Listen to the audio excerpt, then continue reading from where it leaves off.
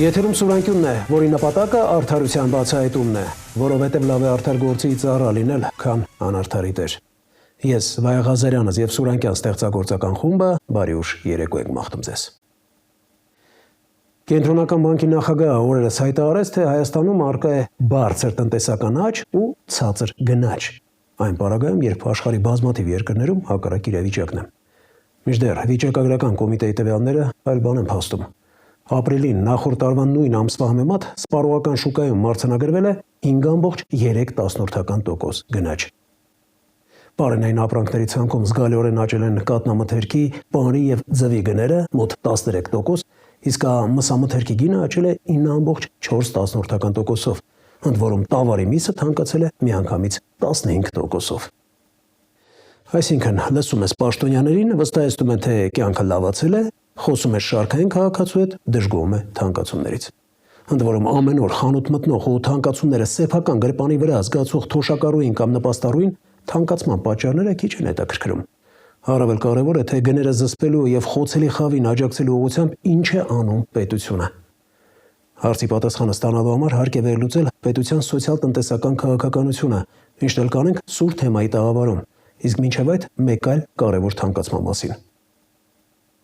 Վառելիքի գնաճը ոչ միայն հարվածում է վարորդներին, այլև շղթայական ռեակցիայով ազդում է ապրանքների գների վրա, քանի որ այն գնագոյացման առանցքային տարր է։ Բենզինի շուկայում արձանագրված կարճատև էժանացումը արդեն անցյալում է, իսկ թե ինչու է հեղուկ գազը հիմա շեշտակի թանկ վաճառվում, ինչ գնով են ընկերությունները այն ձեռք բերում, որքանով են ծախսում, տեղափոխման վրա որքան շահույթ են ստանում, պետք է հետաքրքրեր մրցակցության եւ սպառողների շահերի պաշտպանության հանձնաժողովին։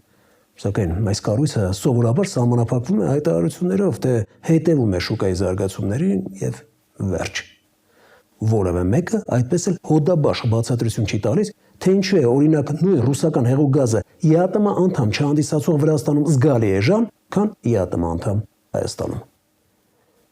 Թանկացումների, դրանց պատճառների ու հնարավոր լուծումների մասին զրուցել ենք տնտեսագիտության դոկտոր պրոֆեսոր Թաթու Մանասերյանի հետ։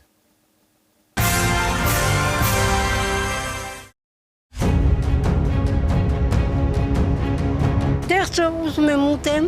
չեմ կարողացել առնեմ, փողոց չի երիքել։ Թանկացում է, հայր թանկացնում է։ Այս կանին տվեցի 960 դար։ Իրանք ճոխ-ճոխ ապրում են, ճոխ-ճոխ ուտում խմում են։ Ինչ ուզում ալնի, տաղել թանկացել է։ Աճակոստերը դժվար է։ Պատճառը բռնում են լարսը, բայց ամառը ավելի թանկանում է։ Մի քիչ չի թանկացել, ընդհանրապես թանկացել է 50%-ով։ Թոշակով ոչ կարա շուկա գնաս, ոչ կարա խանութ գնաս։ Ինչն է էժան, մարդու կյանքը, թե չէ ամեն ինչ թանկ է։ Հասարակության մի ստվար զանգված դժգոհում է թանկացումներից, մինչդեռ պաշտոնական վիճակագրությունը ընդհանուր առմամբ զգալի գնաճ չի արձանագրում։ Ինչու՞։ Նախ պետք է հաշվի առնել, որ հասարակությանը պետությունը չի ներկայացնում, թե ինչպես են գնաճը հաշվարկում։ Հայաստանի Հանրապետության քաղաքացին մտածում է, որ գնաճը դա այն ապրանքներն են, ապրանքների գներն են կամ դրանց թռիչքը, որ մենք ամենօրյա կտրվածքով կամ պարբերաբար գնում ենք խանութներից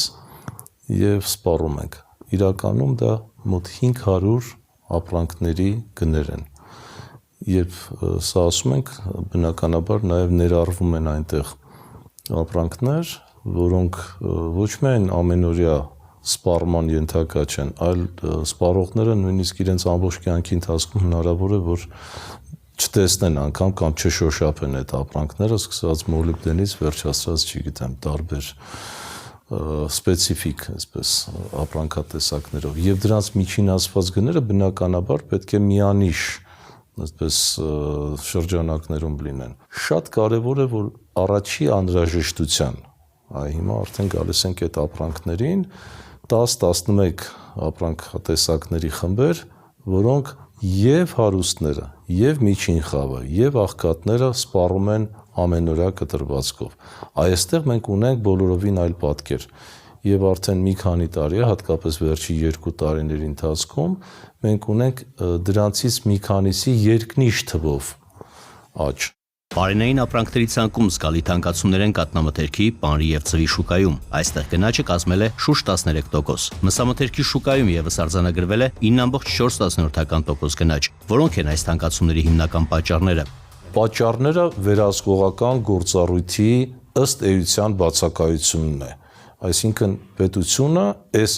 ոլորտներում թերանում է կամ այն մարմինները, այն կառույցները, որոնք կոչված են վերահսկողություն իրականացնել, նրանք շատ թույլ են իրականացնում այդ վերահսկողությունը կամ ընդհանրապես այն գոյություն չունի։ Տեսեք, եթե մենք ունենք տեղական արտադրություն կաթնամթերքի եւ հատկապես գյուղատնտեսության մասով չունենալով հատուկ մարմին, նախարարություն կամ գործակալություն, էկոնոմիկայի նախարարությունում կա որոշակի ստորաբաժանում։ Այստեղ, եթե ծրագրերը, որոնք իրականացնում են գյուղատնտեսության ոլորտում, չեն նպաստում կաթնամթերքի, օրինակ, գների կայունությանը կամ մրցունակությանը դա նշանակում է գին եւ որակ։ Եվ եթե դառնում են անվերահսկելի, ուրեմն բավական կարևորվում է պետության միջամտությունը տնտեսական քաղաքականությամբ ընդհանրապես, ոչ միայն գյուղատնտեսության մասով, այլ նաև հարակից ոլորտներով, որովհետև սա փոխկապակցված երևույթ է եւ գնաճը մի ոլորտում բնականաբար շղթայական ռեակցիայով կարող է տանել նաև սոցիալական լարվածությամբ։ Գնաճ է արձանագրվել նաև վառելիքի շուկայում, որոնք են բենզինի եւ հեղուկ գազի թանկացման պատճառները եւ որքանով կարող է վառելիքի գնաճն ազդել սպառողական այլ ապրանքների գների վրա։ Այստեղ մի քանի պատճառներ կան։ Առաջին հերթին կոմունիկացիաների, հաղորդակցությունների վատթար վիճակը, որ ուշացումներում առաքումները տեղի ունենում, տարածաշրջանային զարգացումները, պատերազմական իրավիճակը Իրանում, բայց նաև ոչ պակաս բացասական դեր են խաղում բացասական սպասումները։ Եվ քիչ չեն դեպքերը, երբ տնտեսվարողները, որոնք ներկրել են գազը, հատկապես հեղուկ գազը կամ բենզինը, ավելի էժան գնով, միայն կանխատեսումներից ելնելով, սուբյեկտիվ կանխատեսումներից եւ բացասական սպասումներից ելնելով անմիջապես բարձրացնում են գինը։ Ներմուծումները կարող են շարունակվել նույն ցածր գներով, բայց տեղական շուկայում արդեն իրավիճակը կարող է փոփոխվել։ Այս դեպքում ստիպված են գնել այն արժեքով, այն գնով, որը տալիս է տնտեսվարող։ Ինչ քայլեր պետք է ձեռնարկի պետությունը գնաճի բացասական հետևանքները քաղաքացիների համար մեղմելու ուղղությամբ, որքանով է արդյունավետ սոցիալական քաղաքականությունը։ Ճիշտ կլինի ընդհանրապես, որ պետությունը ոչ թե առանձնացնի մեկը մյուսից, այլ սոցիալ-տնտեսական քաղաքականություն իրականացնի, ցանկացած տնտեսական խնդիր դիտարկի նաև սոցիալական գնի կամ սոցիալական հետևանքների տեսանկյունից։ Եվ այս առումով կարևորում են հատկապես եւ կարգավորիչ գործառույթը պետության, բայց հատկապես վերահսկիչ գործառույթներ։ Բազմաթիվ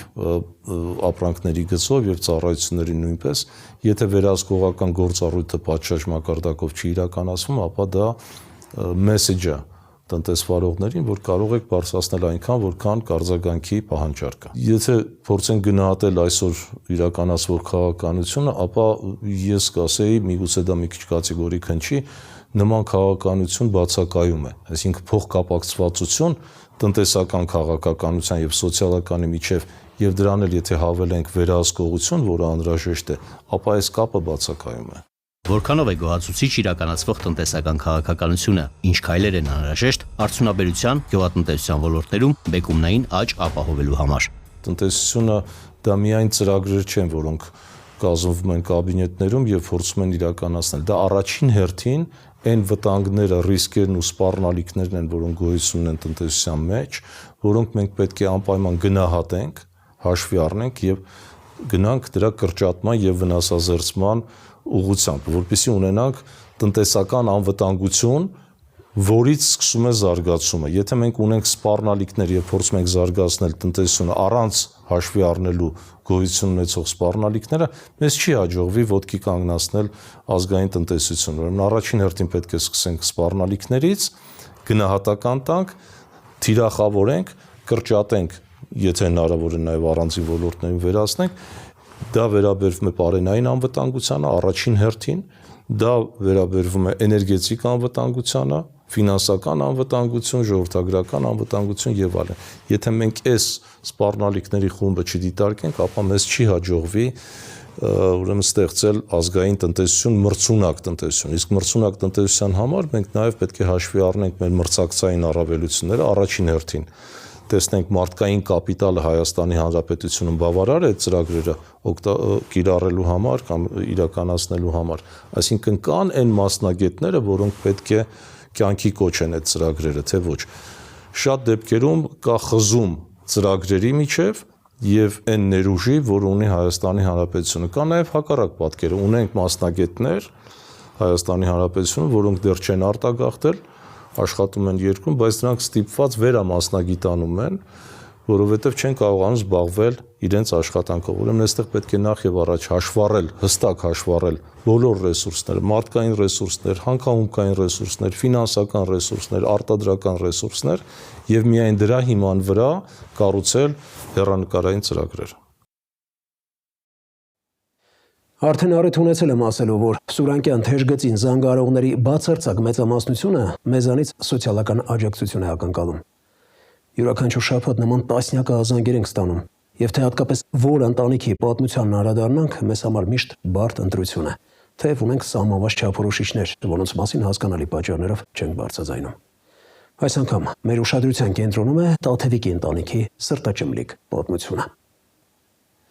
Մայրաքաղաքի Շենգավիթ համայնքում Վարչով բնակվող Ջանոյանների ընտանիքի պատմությունը այն մասին է, թե ինչպիսի ծանր փորձությունների կարող է դիմագրավել մարդ արարածը։ Տաթևիկն ու ամուսինը, ով շտապօգնության մեքենայի վարորդ է, ունեն 3 անչափահաս երեխա՝ 13, 6 եւ 1.5 տարեկան։ Միջնեկը Սարգիսը ծնվել է առողջական բազմաթիվ խնդիրներով եւ առաջին վիրահատությունը տարել է ընդամենը 1 օրական հասակում։ Այսօր 6 տարեկան տղան ողնուղեղային խնդրի պատճառով չի կարողանում քայլել եւ ամեն օր ճիքեր է գործադրում, որպեսզի վերջնականապես չգանվի հաշմանդամի սայլակին։ Իսկ պայքարը ոչ միայն կամք է պահանջում, այլև ֆինանսական միջոցներ։ Բանն այն է, որ երեխայի ապագան կախված է շարունակական թերապիաներից, որոնցից յուրաքանչյուրը արժե 8000 դրամ։ Մինչդեռ ընտանիքի եկամուտները հազիվ են բավարարում ամենօրյա կարիքները հոգալուն։ Պատկերն ավելի ցավալի է դառնում, երբ հավելում ենք, որ մայրը Տաթև Ջանոյանը եւս վատառողջ է։ Նա արդեն 7 տարի տառապում է շաքարային դիաբետով։ Այս ամենի հետ մեկտեղ ավագ որդին Արմենը ուշտված է երաշտական մեծ ձիրքով, իսկ տաղանդը զարգացնելու համար նրան ընդհանրապես երաշտական գործիք է անհրաժեշտ։ 6 անգամ օրվա հացի խնդիրը դժվարությամբ լուծող ընտանիքի համար դա շքեղություն է։ Ներկայացնում եմ Քնարիկ Պետրոսյանի «Երբ կամքը ճնշում է ցավին» տեսանյութը։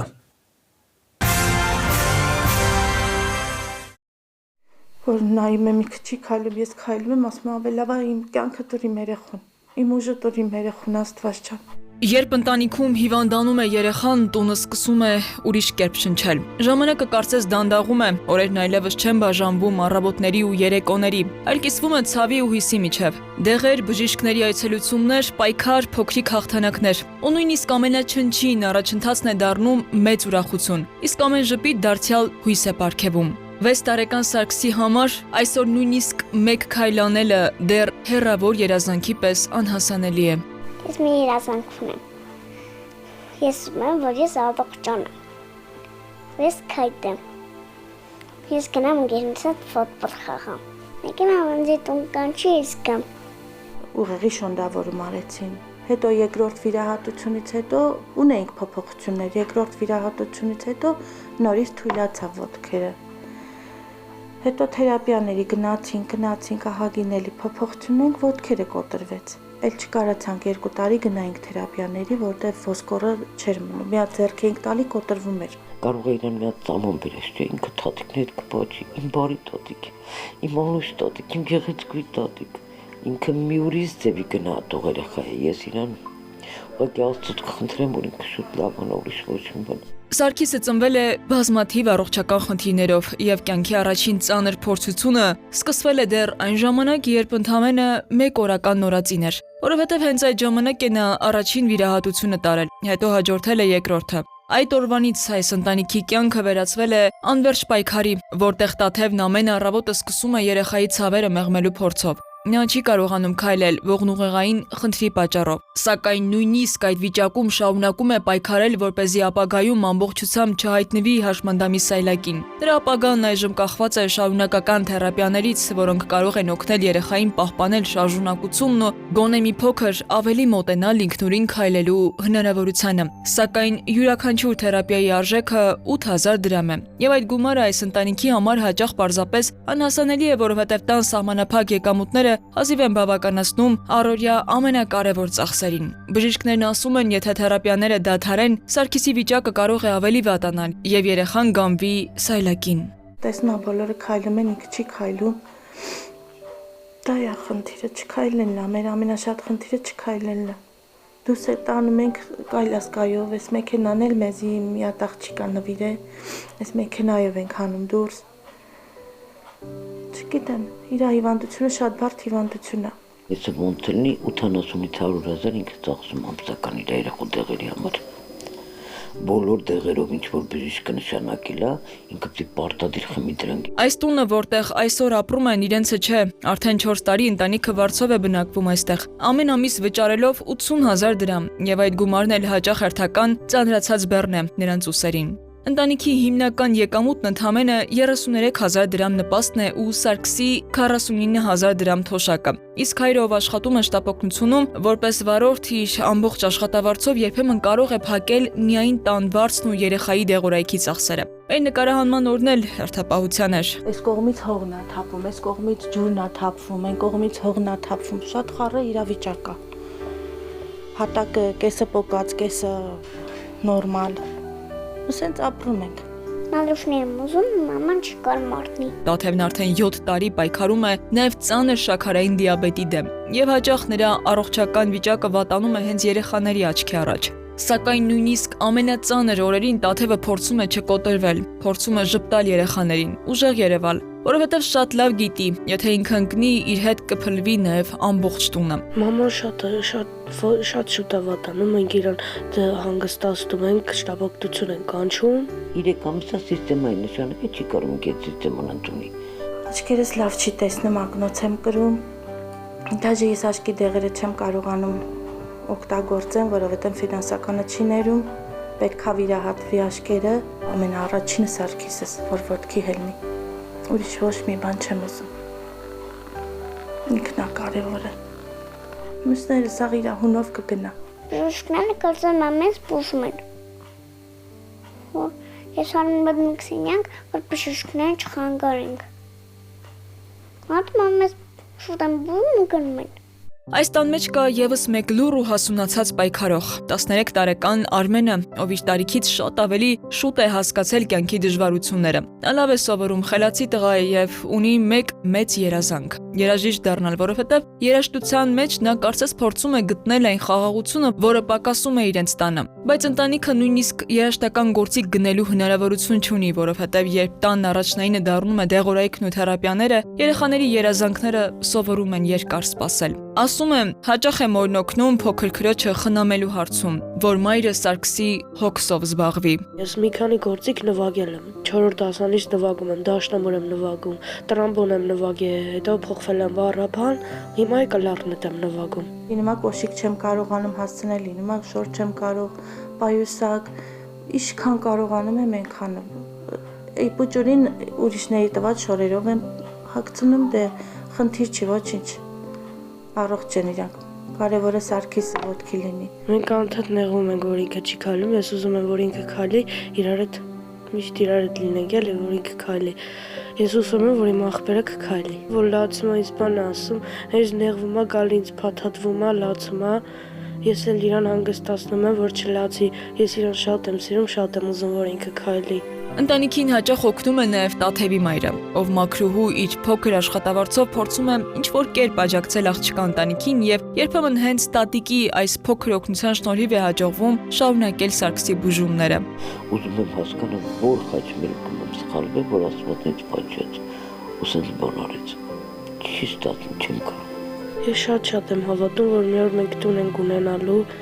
մենք նորմալ ապրելու ենք, չենք եղջանալու ոչ մի բանից։ Ես իմ ափերը քայլելու է, իմ ամայի առողջական խնդիրները լավանալու է։ Լավ, դու մեծանաս ինչ ես դառնալու։ Ֆուտբոլիստ։ Ֆուտբոլիստ ես ուզում դառնաս։ Հա, պետք է գաք իմ խաղը նայեք։ Տան պատին Սարգսի սիրելի խոսքն է։ Այն վաղուց արդեն սովորական արտահայտություն չէ, այն պատասխան է կյանքի ամենածանր փորձություններին։ Պատասխան, որը այս ընտանիքը տալիս է ամեն օր առանց բողոքի։ Սարգիսը դեռ պայքարում է իր առաջին վստահ քայլի համար։ Արմենը փորձում է երազել նույնիսկ այն ժամանակ, երբ կյանքը հաճախ ստիպում է շուտ մեծանալ։ Նրանք պարզապես ուզում են հնարավորություն շարունակելու հավատալ, որ մի օր Սարգիսը կքայլի, այս տան չարքաշ պատերը նորից ծիծաղով կլցվեն ու կգա օրը, որ ոչ թե որպես դիմադրություն, այլ որպես հաղթանակ կլսվի Հաջանը։ Քնարիկ Պետրոսյան, Անդրանիկ Ներկարարյան, Սուրենկյուն։ Թողարկման երկրորդ հատվածում կներկայացնենք 200-ից ավելի դպրոցներ այս պահին տնօրեն չունեն, կաբինետ հասնելը դժվար է, երկար։ Թափուր հաստիկները եւ մայրաքաղաքի եւ մարզային դպրոցներում են։ Համակարգային ճգնաժամի մասին կարող է վկայել սա։ Պատասխանատվության բեռը պետությունն ուզում է դնել միայն մեկ պաշտոնյայի ուսերին։ 13%-ն է, որ կարողացել է հաղթահարել այս փուլը։ Վարչության պետքն ասել էր, թե տեխնացուն դիմում է, ուրեմն պետք է պատրաստ լինի այս աշխատանքին։ Աշխատանքը ենթադրում է, որ մարդիկ ինքնին տպչան։ Հաստատի համապատասխան գիտելիքը մանկավարժին որևէ մեկը չի տալիս, բայց պահանջը կա։ Այնպիսի մարդիկ են ստացած հանձնաժողովում, որոնք ընդհանրապես Գերատեսչությունը կարող է դպրոց տնօրեն գործուղել, պարզ ասած Երևանաբնակ մանկավարժին տանել, օրինակ Կիրանցի դպրոցը կառավարելու։ Դա ինքնին խնդրահարույց է։ Ոչ միայն ապայի, նույնիսկ կասկոյի արկայությունը քեզ չի փրկի բյուրոկրատական քաշքշուկներից։ Ինքը մտել է խաչմերուկ, այն ժամանակ երբ որ մեքենա կար։ Ապահովագրականների որոշած փոխհատուցումն ու վերանորոգման իրական բյուջեն իրարից էապես տարբերվում են։ Ինքը արժեքը նույնանման է։ Հարությունը մեղավոր չէ եւ ապահովագրականը պետք է փոխհատուցի նրա ծախսերը։ Իմ մոտ ստացվում 900,000-ի նաեւ գումարային տարբերություն։ Իսկ կա, եթե կա վիրավոր, այդ դեպքում ուրիշ պատմություն է սկսվում։ Ոստիկանության աշխատողները երկար ժամանակ կանգնած մեքենաները թալանել էին։ Ունենալով երկու ապահովագրական պայմանագիր, ապա եւ կասկո, մարդը տևական ժամանակ քաշքշուկների մեջ է ընկել։ Այդ process-ը տևում է այնքան երկար, որ դու մեկը կրում ես վնասում։ Փորձաքննություններն ավելի արագ իրականացնելու գործնական հնարավորություն չկա։ Այդ 3 փորձագետի վրա կա օրինակ պայմանականորեն 100 փորձաքննություն։ Կարող են հաստիկներ ավելացնել։ Աշխատավարձը մոռանալ չի։ Եթե ձեզ առաջարկեին մի կլորի գումարի դիմաց տեղափոխվել սահմանամերձ շրջան կամ հեռավոր մարզ աշխատելու, կհամաձայնեիք։ Իսկ եթե նաև կեցության եւ սննդի ծախսերը հոգային, կարծում եմ, մեր հեռուստադիտողների մի հատվածը կհամաձայներ։ Ոստի հարցը, թե ինչու մյուս հատվածը կմերժեր, ռետորական չէ։ Այն ենթադրում է հստակ վերլուծություն ու եզրահանգում։ Օրինակ, ենթադրելի է, որ մայրաքաղաքի դպրոց մանկապարտեզ հաճախող անչափահասների ծնողները կամ կայուն աշխատանք ունեցողները երկար կտատանվեն։ Բայց դատելով այն հանգամանքից, որ Հայաստանի ավելի քան 200 դպրոց այս պահին տնօրեն չունի, մտածում ենք, թե կան նաև այլ պատճառներ։ Այո, ճիշտ լսեցիք, ավելի քան 200 դպրոց այս պահին տնօրեն չունի։ Ճիշտ է, չկա հստակ վիճակագրություն, թե որ մարզերում է դպրոցի տնօրենների դեֆիցիտը ավելի սուր, բայց չեմ զարմանա, եթե պարզվի, որ դրանց թիվը մեծ լինի հատկապես սահմանամերձ շրջաններում։ Ասել է, թե մարդկանց ոչ պակաս են անհանգստացնում անվտանգային խնդիրները։ Բայց ենթադրենք մարդը ոչ անչափահաս երեխա ունի, ոչ կայուն աշխատանք ու ցանկանում է օրինակ սահմանամերձ Կիրանցի դպրոցում տնօրեն աշխատել։ Չի կարող։ Ու գիտեք ինչու։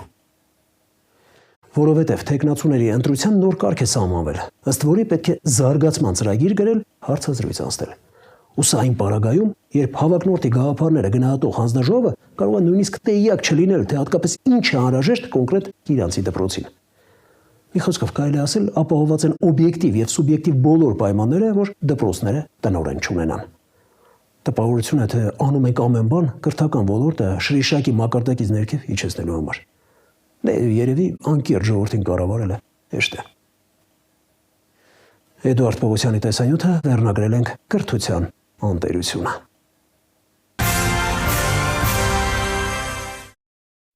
Դպրոցը ղեկավարելու աթոռը չի գրավում մանկավարժներին, թափուր են ուսումնական հաստատությունների տնօրենների հաստիկները, կաբինետ հասնելը դժվար է, երկար։ Պաշտոնական տվյալներով մեր երկրի 200-ից ավելի դպրոցներ այս պահին տնօրեն չունեն, կրթական գերատեսչությունից հայտնում են, որ բազմաթիվ շրջաններում ոչ միայն չկան հավակնորդներ, այլև ընդհանրապես չկա որևէ մեկը, ում կհետաքրքրի այս աշխատանքը, ընդ որում թափուր հաստիկները եւ մայրաքաղաքի եւ մարզային դպրոցներում են, մինչեւ իսկ ամենահեռավոր։ Համակարգային ճգնաժամի մասին կարող է վկայել սա, որովհետեւ 200-ից ավել դպրոց հաստատի չունի տնօրեն, դա նշանակում է, որ ինքնին ճգնաժամի առաջացրել, դպրոցի տնօրենի ընտրությունը 5 տարի մեկ է տեղի ունենում, իսկ այն դպրոցները, որոնք անցել են նոր համակարգով տնօրեն ընտրում,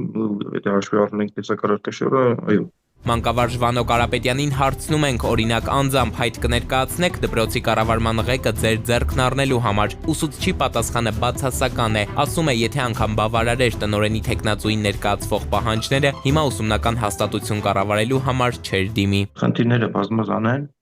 տնօրենի ընտրության կարգը բարդացել է։ Ավելացել է նաև պատասխանատվության բեռը, որ պետությունն ուզում է դնել միայն մեկ պաշտոնյայի ուսերին, շարունակում է մասնագետը։ Կարգի կարգը գտնում էր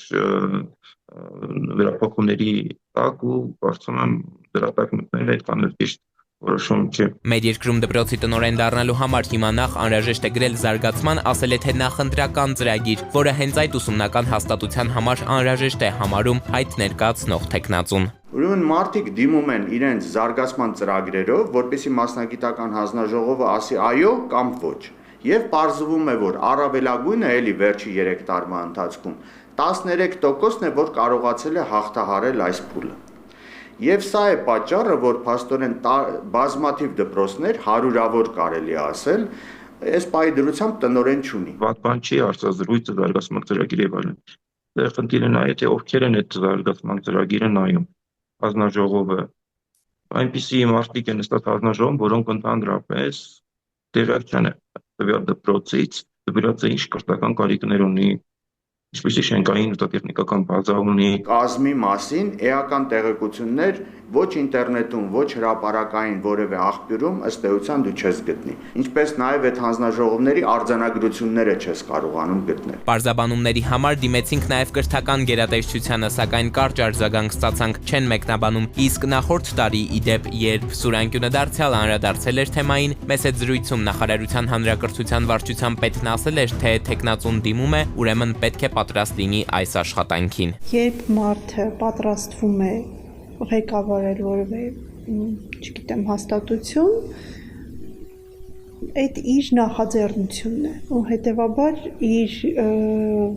կառավարման հմտությունների ուղղությամբ աշխատանքը ենթադրում է, որ մարդը ինքնուրույն պետք է անի։ Գերատեսչության պաշտոնյան այս մասին հայտարարեց ի պատասխան մասնագետների այն դժգոհության, որ փաստացի համապատասխան գիտելիքը մանկավարժին որևէ մեկը չի տալիս, հենց օրինակ զարգացման ծրագիր գրելու, բայց պահանջը կա։ Ի դեպ, այդ շրջանում բազմաթիվ տեխնացուներ նաև ծրագիր գրելու ծառայություններից էին օգտվել, օգնություն հայցել նաև արհեստական բանականությունից։ Ուսումնական հաստատությունների կառավարման համար կրթության նախարարությունն այս տարեսկզբից նաև մեկ այլ կարգ սահմանեց, ըստ փորձագետների, որ նաև կարողանան մեղմել տնօրենների բացակայության խնդիրը։ Այսպես, եթե դպրոցում 3 մրցույթով ղեկավար չի ընտրվել կամ գործողն աշխատանքից ազատվել է, ցածր կատարողականի համար աջակցություն ստանալուց հետո առաջընթաց չապահովելու հիմնավորմամբ եւ սրանից հետո 2 անգամ թափուր հաստիքը չի համալրվել, գերատեսչությունը կարող է դպրոց տնօրեն գործուղել, պարզ ասած Երևանաբնակ մանկավարժին տանել, օրինակ Կիրանցի դպրոցը կառավարելու։ Դա ինքնին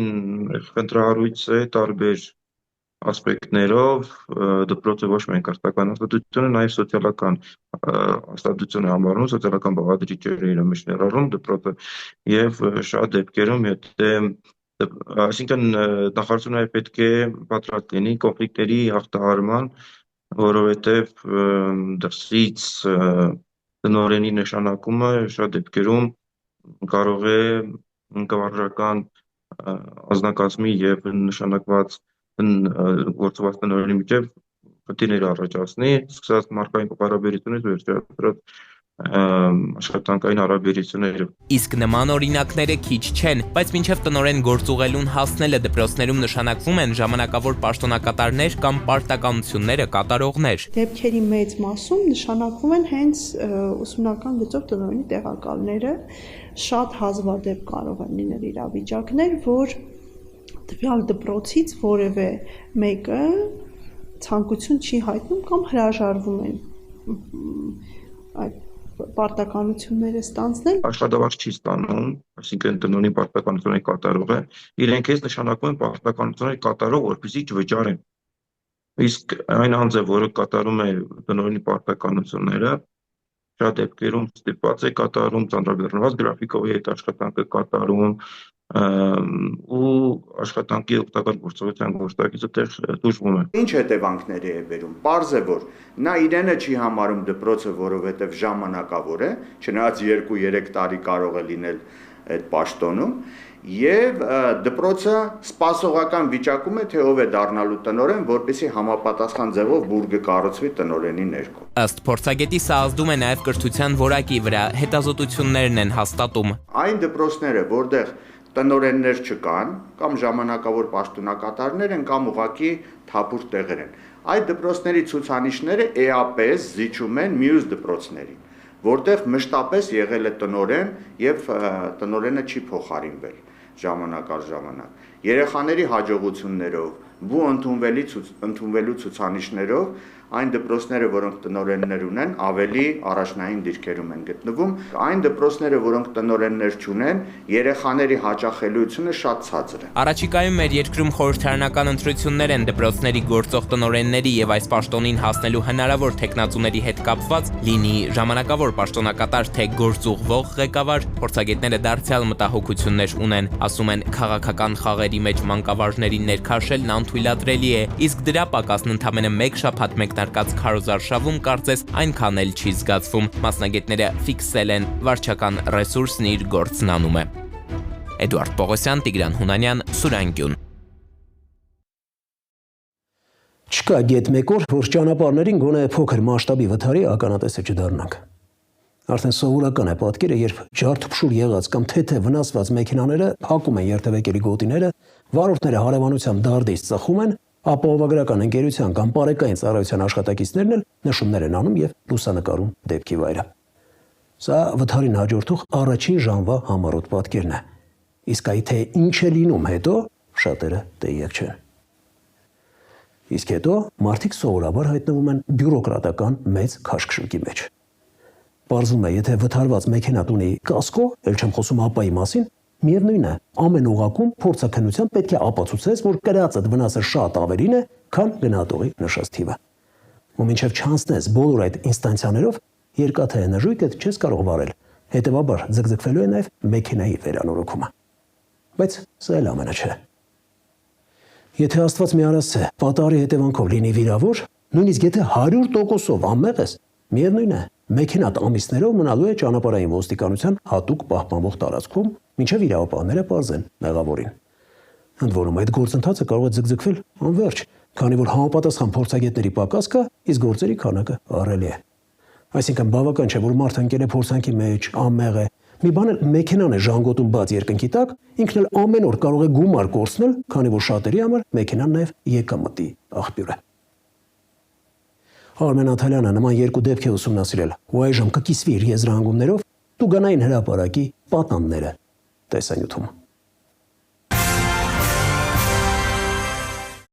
Նախորդ տարի որոշ տվյալներով Հայաստանում ընդհանուր գրանցվել է 95-ից 100,000 ճանապարհատրանսպորտային պատահար։ Այսինքն այս թվի մեջ ներառված են նույնիսկ մեքենաների փոքրիկ քերծվածքները, որոնց հետևանքով ժամերով փողոցներում խցանումներ է առաջանում։ Մեծ թիվ է, համաձայն ենք։ Իսկ ինչ է լինում, երբ պատահարի մասնակիցները վերջապես ազատում են փողոցը։ Սկսում է աշխատել ապահովագրական համակարգի ծանր անիվը, գնահատում, փոխհատուցում եւ այլն։ Բայց ամեն ինչ այդքան դյուրին չէ։ Նախորդ նոյեմբերին գնաց նոր մեքենայով պատահարի մասնակից դառնալուց հետո Հարությունն օրինակ հասկացել է, որ ոչ միայն ապպայի, նույնիսկ կասկոյի առկայությունը քեզ չի փրկի բյուրոկրատական քաշքշուկներից։ Ես մնում եմ խաչմերուկի մեջ, հենց ազատվում է ճանապարհը, որ ես կարողանամ դուրս գամ, հանդիպակաց կողմից մի այլ մեքենա անցնում է դիմացով ու ես խփում եմ իրան կողքից, բայց ես մեղավոր չեմ, որտեղ ինքը մտել է խաչմերուկ այն ժամանակ, երբ որ մեքենա կար։ Փորձագետը հենց այդպիսի եզրակացություն էլ տվել է։ Հարությունը մեղավոր չէ եւ ապահովագրականը պետք է փոխհատուցի նրա ծախսերը։ Ապան որոշել է, որ վնասը կազմում է 2,700,000, իսկ պաշտոնական ներկայացուցիչը գնահատել էր 3,600,000։ Այսինքն իմ մոտ ստացվում է 900,000-ի նաև գումարային տարբերություն։ Ինչպես է ստացվում, որ հաճախ ապահովագրականների որոշած փոխհատուցումն ու վերանորոգման իրական բյուջեն իրարից էապես տարբերվում են։ Երկար տարիներ է, ուրեմն ապահովագրական բյուրոն փորձում է ներդնել համակարգ միախառնված արհեստական բանականության հետ, այսինքն եթե ունենք Volvo Magnus-ի մեքենա երկու տարբեր դեպքերով նմանատիպ վնասվածքներով, ինքը արժեքը նույնանման հաշվի։ Իրականում լուծումը պարզ է։ Եթե օրինակ մեքենան այսքան ամսվա կյանք է ունեցել, ուրեմն դետալներն էլ պետք է լինեն դրանից ոչինչ։ Դրանք էլ հնարավոր է ներկրվեն դասի շուկաներից։ Քեզ ասել են գնալ լուսացակդ վերանորոգի,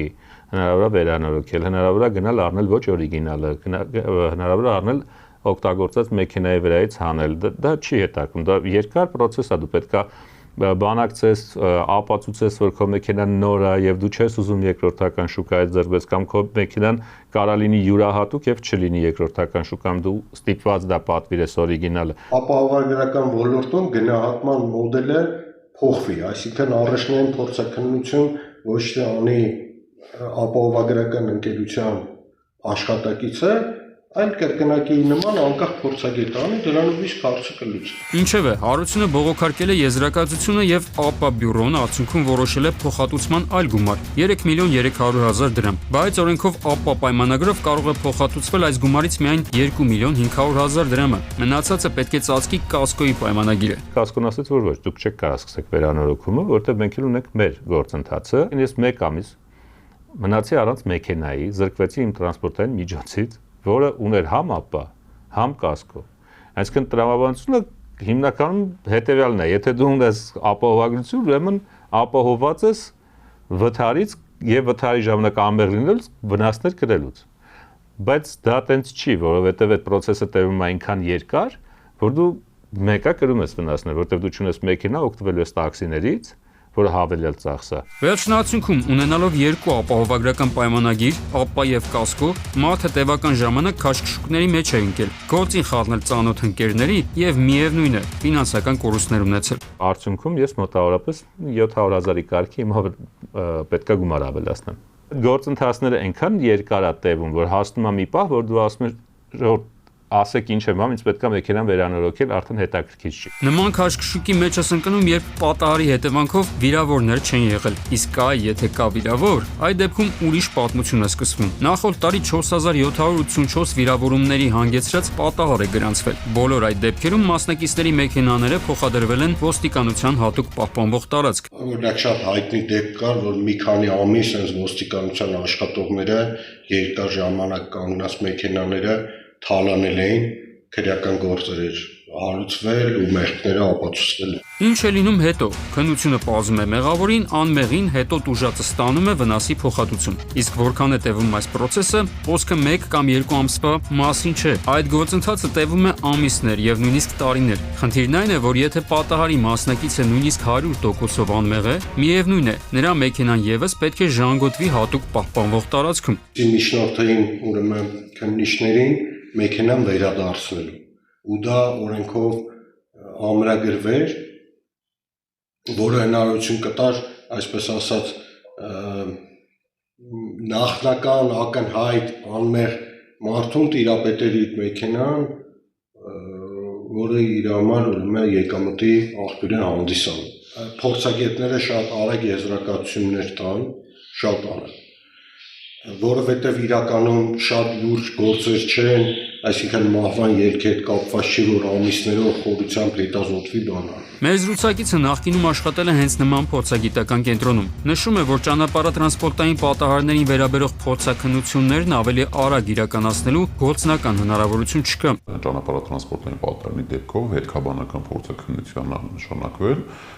կա նմանատիպ փորձաքննություն կատարող օրինակ 3 փորձագետ, բայց այդ 3 փորձագետի վրա կա օրինակ պայմանականորեն մի 100 փորձաքննություն տարբեր ոլորտներով, ոչ միայն ճանապարհատրանսպորտային, ու այս ծանրաբեռնվածությունը կարող հանգեցնի նրան, որ փորձաքննությունը ձգձգվի։ Իսկ ինչու են մասնագետները քիչ կհացնեք։ Եթե քննչական մարմնից եւ դատարաններից ստացվող դիմումներն այդքան շատ են, կարող են հաստիկներ ավելացնել։ Աշխատավարձը մրցունակ չի, օրինակ հենց քննիչի աշխատավարձի հետ, չնայած էլի ամենայն հարգանքով քննիչի արած աշխատանքին, ծանրաբեռնվածությունը միգուցե այնքան չհասնի փորձագետի քննիչին, բայց մրցունակ չի աշխատավարձները փորձագետների, փորձագետինը 220-250 մինչև 300 սենց ասեմ։ Վերջերս նույնիսկ լուրեր էին պատտվում, որ փորձագիտական կենտրոններում աշխատելու հնարավորություն կարող են ստանալ նաև միջին մասնագիտական կրթություն ստացած անձինք։ Օրենսդրական այս փոփոխությունը, սակայն, այդպես էլ չդրվեց շրջանառության մեջ, հավանաբար կանխատեսելով բացասական արձագանքները։ Այսինքն, եթե դու քո համար վարում ես մեքենադ ու քո կամքից անկախ դառնում ես ճանապարհատրանսպորտային պատահարի մասնակից, կարող ես նվազագույնը կես տարով զրկվել այն վարելու հնարավորությունից։ Իսկ եթե այդ մեքենան քո ապրուստի միջոցն է, ապա պատկերն ավելի խոսուն է դառնում։ Քննիչին ասում ես, ասում է դե ես ինչ մեղք ունեմ, բժիշկն եմ ուշացնում։ Հիմա բժշկական հիմնարկ գնում ես, ասում ես ինչ եք ուշացնում, ասում եմ ուղարկել եմ քննիչին։ Հետ ես գալիս քննիչին ես հարցնում, ասում է դե ավելի լուրջ գործեր են քննում, բա գիտես քո ժամանակը ունեն, դե ուղարկել եմ դատախազին, որ հաստատի, բայց հələ մի 2 շաբաթից նոր ուղարկելու է, հետո ընթացքում գնում է արձակուր, դե տես դա անդախ բյուրոկրատիա էլի, դա անդախ իր ընթացքով գնում է։ Անորոշությունը ինքը արդեն տեղից թե կոռուպցիոն ռիսկեր են ստեղծում, թե բյուրոկրատիա են ստեղծում, թե անվստահություն վարչական մարմինների նկատմամբ պետական մարմինների, թե չարաշահումներ են ստեղծում։ Եվրոպական երկրների զգալի հատվածում ճանապարհատրանսպորտային պատահարից տուժած վարորդին օրական փոխհատուցում են 50-ից 100 եվրո, կախված մեքենայի մոդելից։ Տաքսիներից օգտվելու համար միջև որ մեքենան կվերանորոգվի։ Որոշ պետություններում ընդունված է փոխհատուցումը տալ մեքենայի տեսքով, այսինքն ապահովագրականը մարդուն ապահովում է մեքենայով, միջև նրա մեքենան կվերանորոգվի։ Արդար է, կարծում եմ այո։ Արմեն Նաթալյան, Անդրանիկ Ներկարարյան, Սուրանկյուն։ Կհանդիպենք քիչ անց։ Քեզ առողջություն, կոլապապիկ, բայց արի քարը փեշերից թափի ու հիվանդանոցից դուրս գրվելուց հետո գնա քո տուն։ Բոլորը ցույցում էին տալիս էվակուատորին ու այս տրակտորի վարորդներին, թե ինչ անեն ու ոնց անեն։ Դրա համար էլ երկիրը այսօրն է։ Վիրավորներից մեկի ձեռքը ոստիկանները հայտնաբերել են մեքենայից դուրս, անմիջապես տեղափոխել թիվ 1 համալսարանական հիվանդանոց, որպեսզի փորձեն կպցնեն։ Տասնյակ մարդիկ նայում էին մեքենային ու սարսափում, իրար մեջ խոսում էին, թե սենց օրը ընկնելու համար հաստատ մեծ արագություն էր պետք։ Զարմանալին այն չէր, որ Մերսեդեսի վարորդը 65-ամյա Հարությունը 1 օր անց հիվանդանոցում մահացավ, այլ այն, որ նա այս Մերսեդեսը առևանգած է եղել։ Մերսեդեսով հասնում է դեպքի վայր, իջնում մեքենայից ու սկսում կրակել Գագիկի ուղղությամբ։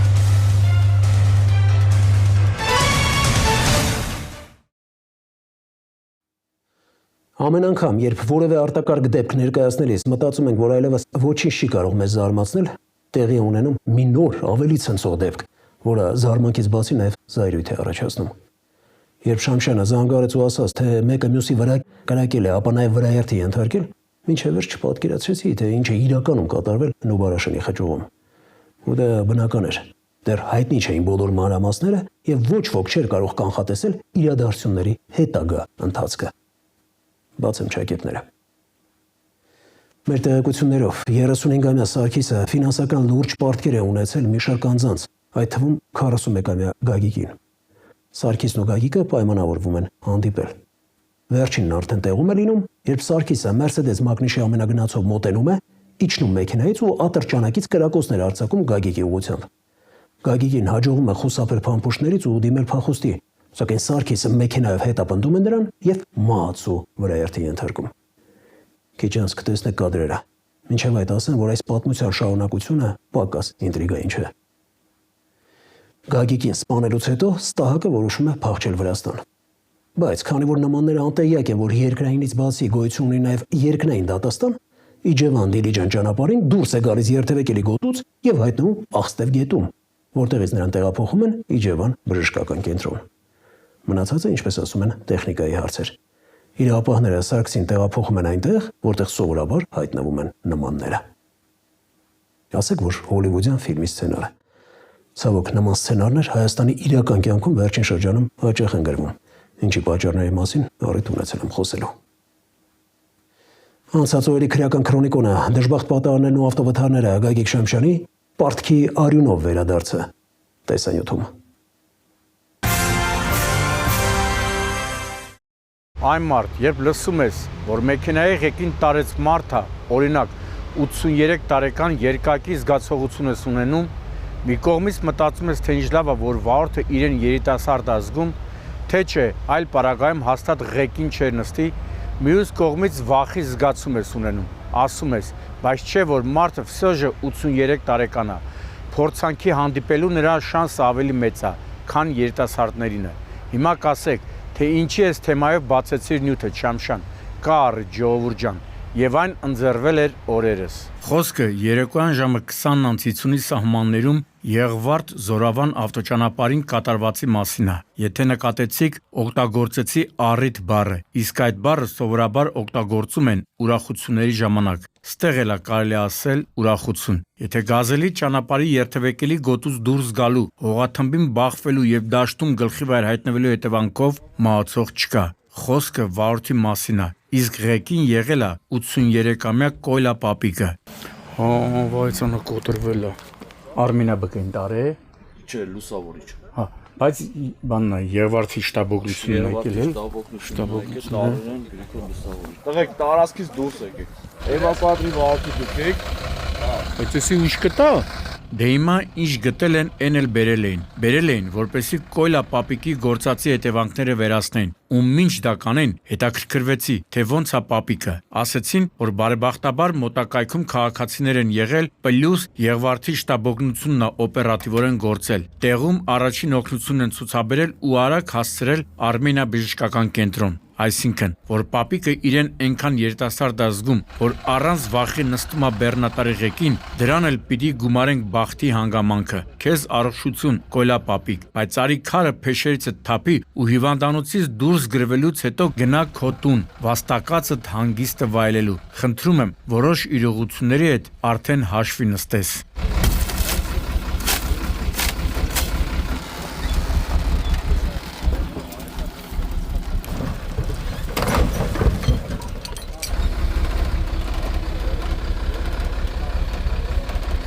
Էս էլ ինքնավթարի երկրորդ դեպքը։ Լավ, այն մեկը հասկացանք, տարեց մարդ էր ղեկին։ Զգոնության եւ ուշադրության բնական խնդիրներ կարող է ծագած լինեն։ Այս դեպքում էլի եկած Զռլամայի ղեկին, որին Շակման են կոչել, եղել է 38-ամյա Արամայիսը։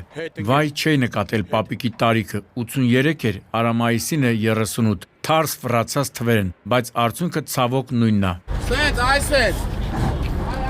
Այդ պապիրոսով հեռու։ Չէ, լավա, կարող մարդու բան չի եղել։ Բան ալու, սրալու է սրա։ Երկար տրոսա պետք։ Ասում եմ, չէ, լրիվ դեժավյու էր։ Բացի դեպքի վայրի աշխարհագրական դիրքից մնացած լիքը ընդհանրություններ կային Կոտայքում շուռ եկած գազելի դեպքի հետ։ Շակմանը դուրս էր եկել ճանապարհի երթևեկելի գոտուց, բախվել քարերին եւ կողաշրջվել Արագածոտնի մարզում, ավելի կոնկրետ Աշտարակ Ագարակ հատվածում, Հյուսիս Սարավ ավտոճանապարհին։ Հենց այս ճանապարհի անունը տալիս են, սիրտս ընկնում է ոտքերս։ Մթոմ երկրի համար կենսական նշանակության ճանապարհ դարձավ, բայց տիտոկը գլխակեր ճանապարհ է համարվում։ Կարող դզեն, երկսոր պրծնեն։ Երկու արդը դժվար բան անեն։ Դե չեն անեն, որ քցի էլի։ Ճիշտ ասում, մեջը բետոնա ծանրություն կա։ Այս ուժեղ տրոս է։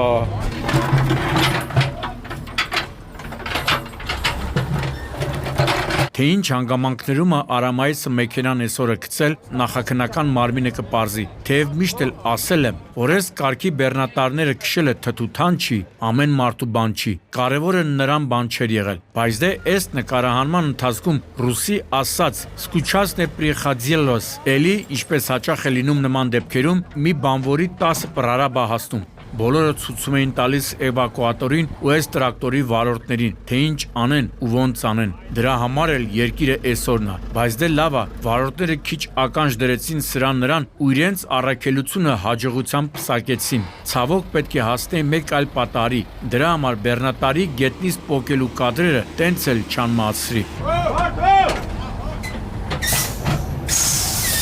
Տակից էսյան ընկեր, էսյան անցի տակից։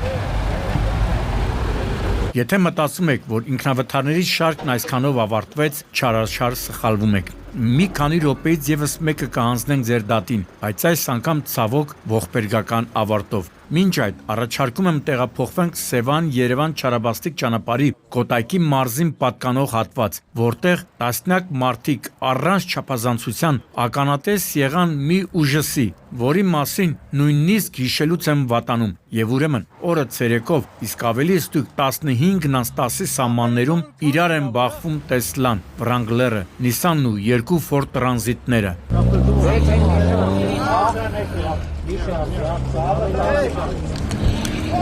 Հայեր, ժարայս, ես իր ձև ենք շարայն մեկ ընդիած սխվեն դե։ Բլե ջուրը բիտ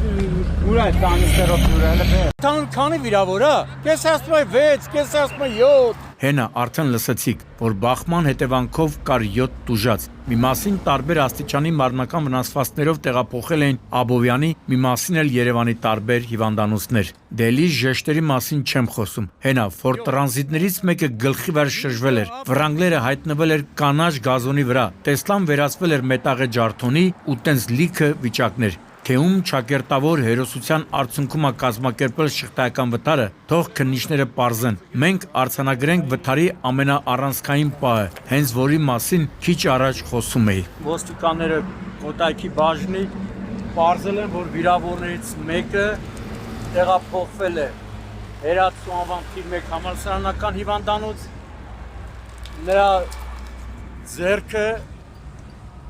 պարեկներն ու փրկարարները հայտնաբերել են ավտոմեքենայից դուրս կտրված վիճակում։ Հա, ճիշտ լսեցիք, ժողովուրդ ջան։ Վիրավորներից մեկի ձեռքը ոստիկանները հայտնաբերել են մեքենայից դուրս, անմիջապես տեղափոխել թիվ 1 համալսարանական հիվանդանոց, որպեսզի փորձեն կպցնեն։ Հեյ գիտի, իսկական հայ, մեծություն, երջանկահիշատակ Արտավազ Սահակյան, 1000 օղորմի, ժամանակին քանի մարդու վերադարձրեց լիարժեք կյանք, չգիտեմ, թե արդյոք հիմա այդ կարգի մասնագետներ կան, բայց հուսանք, որ լավագույն ավանդույթները շարունակող կլինեին։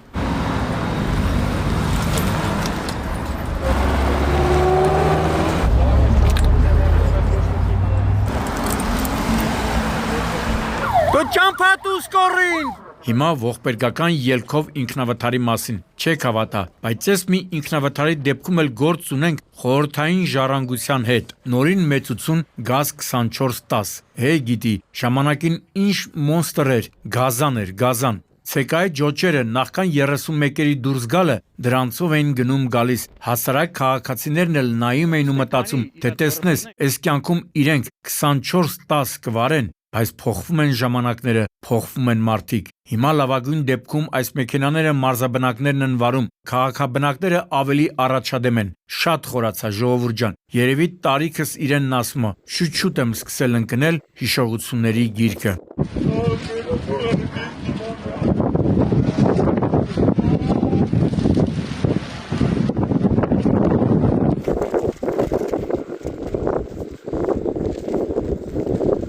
Ժամը 18-ի սահմաններում 21-ամյա Ռոբերտը Արտիկ Ալագյաց ճանապարհի 4-րդ կիլոմետրին Նահապետավան գյուղի խաչմերուկում, չգիտես ոնց, չգիտես ինչու, 24-10-ով դուրս է գալիս երթևեկելի գոտուց, բախվում բնակչին պատկանող քարե պարսպին, փլուզում մի հատված եւ կողաշրջվում։ Տասնյակ մարդիկ նայում էին մեքենային ու սարսափում։ Իրար մեջ խոսում էին, թե սենց օրը ընկնելու համար հաստատ մեծ արագություն էր պետք։ Համաձայն եմ, բայց նաև չեմ բացառում, որ 5-րդ տասնամյակը բոլորող մեքենան տեխնիկական խնդիրներ կարող էր ունենալ։ Չեմ բացառվում նաև վարորդի փորձի պակասը, ելնելով նրա տարիքից։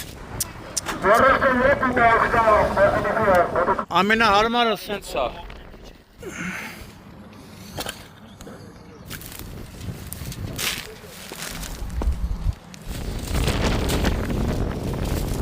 Ցավոք, վթարի հետևանքով 21-ամյա Ռոբերտը տեղում մահացել էր։ Մինչև դեպքի վայր հասնելս փրկարարներն ու քաղաքացիները նրա դին մի կերպ դուրս էին բերել մեքենայից, երիտասարդ տղա, ում կյանքը դեռ առջևում էր։ Հարգելի վարորդներ ջան, այդ անտեր մեքենաներն էլ ունեն պիտանելիության ժամկետ։ Գնի վրա մի խափնվեք։ Կարևորը անվտանգությունն է։ Ժողովրդի մեջ չես կարող պայես։ Հեռոստերից է կասկ պայես, էլ ապորը չպոպի։ Հապա պայես է կասկ։ Եվ վերջում ինտրիգներով եւ խորհրդավորությամբ աչքի ընկնող ողբերգական երկու պատմության մասին։ Սկսենք Արարատի մարզի Դարբնիկ գյուղից, երբ ազանգողը նշում էր, թե այս գյուղում Մերսեդեսն ու գազելը ուժգին բախում են ունեցել, չէի պատկերացնում, թե ինչ պատմությունա ջրի երես դուրս գալու։ Ինչևէ, հասնելով դեպքի վայր, արձանագրեցի, որ գյուղի հենց կենտրոնական փողոցում իրար բախված Մերսեդեսն ու գազելը խելոք իրար կողք կանգնած էին։ Մի քիչ հեռավորության վրա էլ պարեկները քննարկում էին կատարվածի վարկածները։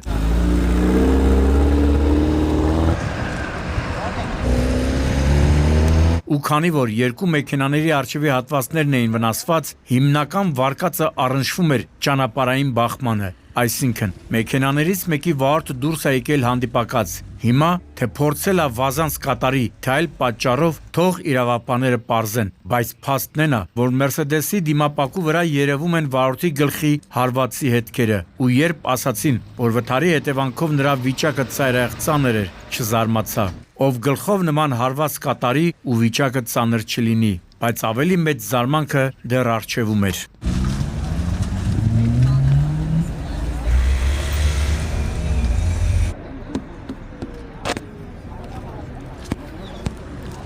Չէ, զարմանալին այն չէր, որ Մերսեդեսի վարորդը 65-ամյա Հարությունը մեկ օր անց հիվանդանոցում մահացավ, այլ այն, որ նա այս Մերսեդեսը առևանգած է եղել, այսինքն վթարի է ենթարկվել առևանգված մեքենայով, քանի որ մահացածների մասին կամ ոչինչ չենք ասում, կամ միայն լավն ենք ասում, զերծ կմնամ մեկնաբանություններից, միայն կհորդորեմ, որպեսզի անօրինական արարքներ քիչ թույլ տաք, որովհետև Բարձյալը ամեն ինչ տեսնում է։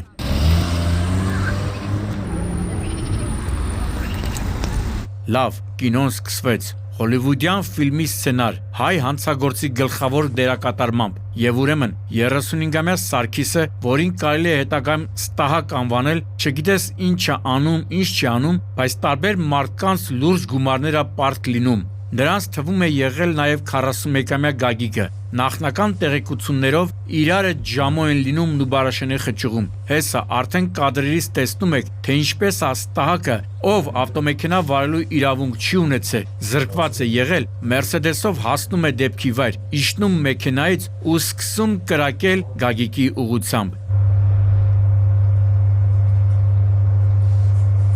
Հենա տեսակ, որ Գագիկը կարողանում է, ինչպես ասում են, ուխոտ լինել կրակոցներից ու փախչել, բայց Ստահակը նստում է ամենագնացը, հետապնդում նրան ու մահացու վրա երթի ենթարկում։ Այսինքն Ճիվաղը ամեն կերպ նպատակ էր դրել սպանել Գագիկին ու սև գործը ավարտին է հասցնում։ Ու մինչև անցնել է նրան, թե ինչ է լինում նմանների հետ, ասեմ, որ նույն օրը մահացածի մարմինը անհայտ անձիկ տեղափոխում են Էրեբունի բժշկական կենտրոն, որտեղ հայտնում են, թե կամ հանկարծամահ է եղել, կամ վրաերթ է ենթարկվել։ Ինչևէ, սև գործը անելուց հետո Ստահակը որոշում է ճողոպրի երկրից ու նույն Մերսեդեսով գնում է Բագրատաշեն, որպեսզի կդրի հայ-վրացական սահմանը։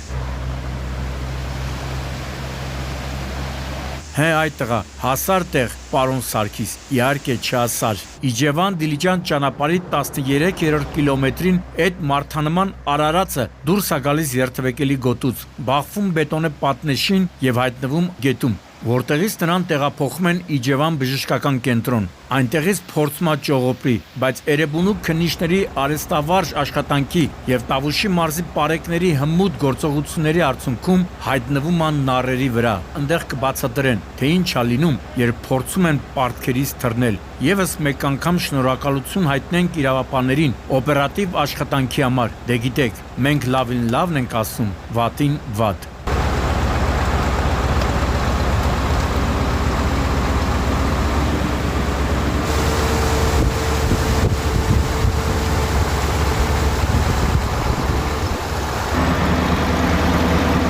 Գագիկ Շամշան, Սուրանկյուն։ Այսքանը գնանք լույսի հետևից, դրանից պայծառը չկա։ Կհանդիպենք մայիսի 24-ին ժամը 22-ին։ Աստված պահապան հայազգին։